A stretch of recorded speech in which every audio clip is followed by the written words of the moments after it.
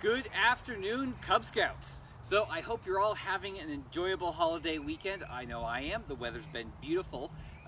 Today we're going to build something kind of cool, something that I haven't talked about in any of our other videos, but you might have seen in the background.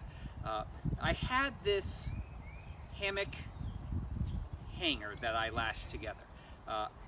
And unfortunately it broke. And this is a good opportunity to learn a lesson here.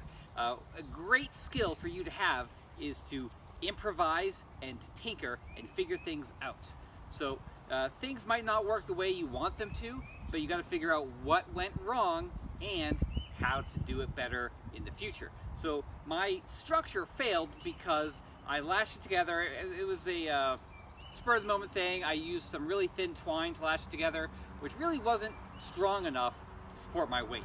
So we're going to build it again using thicker rope, and this is going to be strong enough to hold my weight and probably a whole heck of a lot more than just my weight. Now we're going to use a couple of different knots here, or lashings. We're going to use the tripod lashing, which we already used once in an earlier video, and we're going to use a new one called the square lashing. So we'll show you how that works.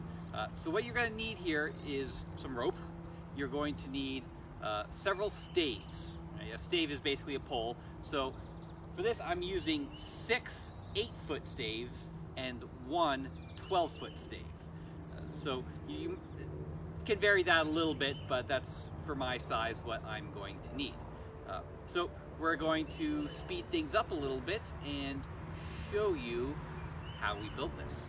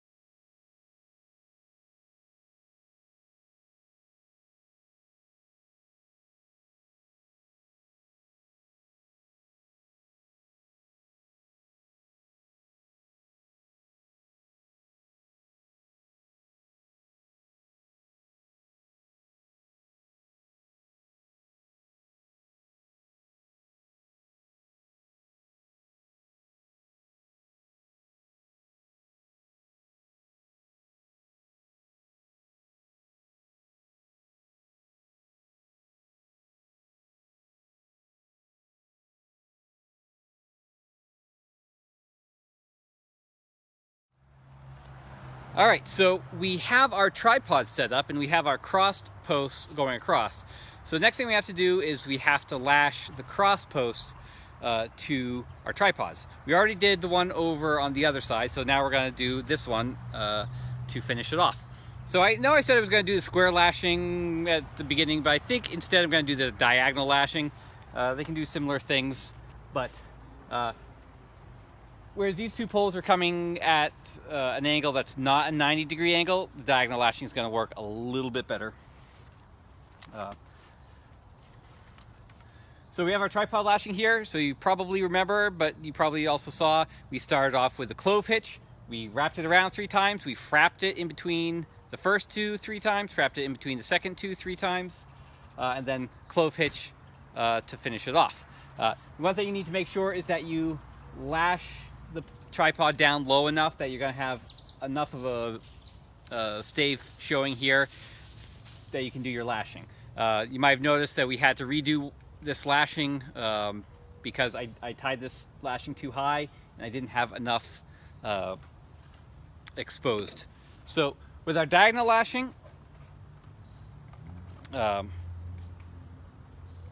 you can start this off a couple of ways. You can do a clove hitch, or you can do a timber hitch. A lot of people prefer one over the other. I think technically the right way to do it is with the timber hitch, but I'm just going to stick with the clove hitch for now because that's what you are familiar with.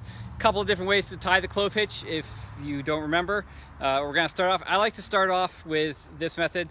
I'm going to do a loop like this, another loop like that, and then put the second loop behind the first loop, and then I can just put it over here.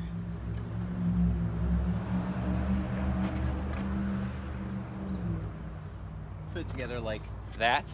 Now for the diagonal lashing, you gotta take whichever is the bigger opening, and now you're gonna wrap that around 3 times. Make sure it's nice and tight. 1, 2, 3. And then you're going to wrap it around the other angle 3 times. 1.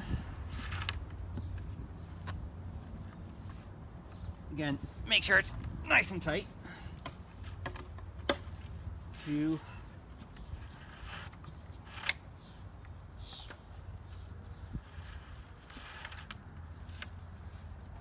3.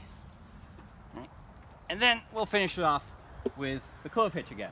So again, clove hitch, the other way to tie, you go around.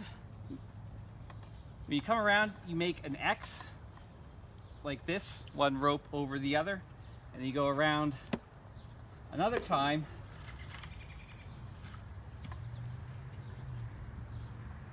and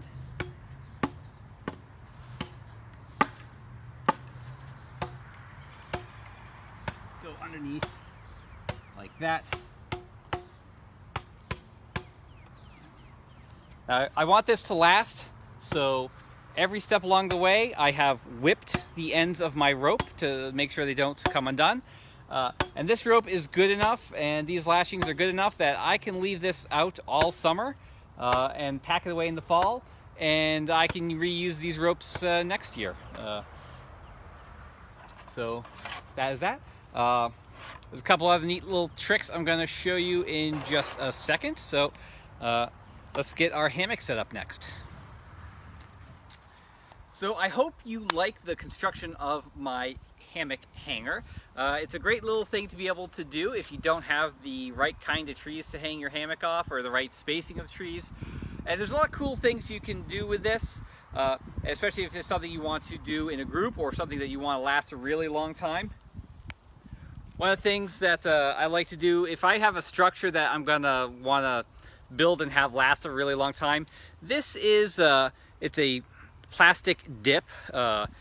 Usually find in the paint aisle in your local home improvement center.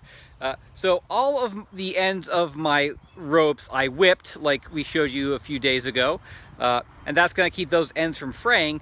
But what's going to help this stay a really, really long time and make these ropes last, so I'm just going to dip the end of them in this plastic dip, and it's going to harden over a few hours, and that's going to make it so those ends just stay perfect forever.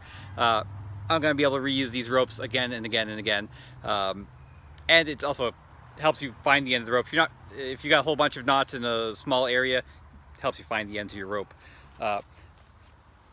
Another really cool thing I've seen people do with this kind of a structure, I've seen entire scout groups of probably 12 to 15 scouts all build hammock structures like this, all interconnected, one to the next, to the next, to the next, and they put their hammocks there, and that's their campsite. They sleep in the hammocks. So it's a kind of cool thing to do. You just need 1 tripod per person plus 1 extra to go to the end. And that's your campsite. So that's a really cool thing to do. So we're going to be hanging out in the shade, sipping iced tea, and enjoying the holiday weekend. I hope you're enjoying it too.